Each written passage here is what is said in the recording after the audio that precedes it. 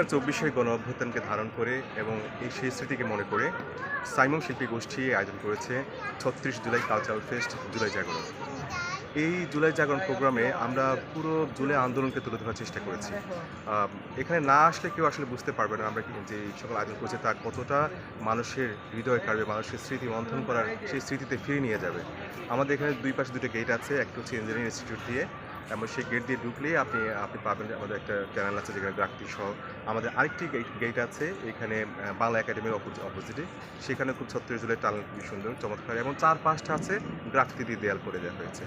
তারপরে আমরা দেখেছি যে বিগত ফ্যাসিস্ট আমলে আয়নাঘর করেছে, যেখানে মানুষকে নির্যাতন করেছে, সেই আয়নাঘরের প্রতীকী আমরা খুব একবার ঠিক ওইভাবে আমরা তুলে ধরেছি।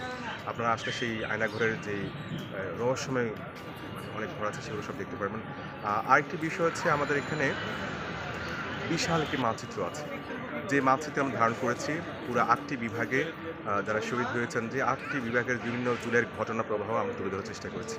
তারপর আমার পিছনে দেখতে পাচ্ছেন এখানে যে আমরা মোটিভগুলো করেছি অনেকে, আমরা এখন এই পাশে আছে রিক্সাতে যখন নিয়ে যাচ্ছিল আমাদের শহীদ নাফিসকে।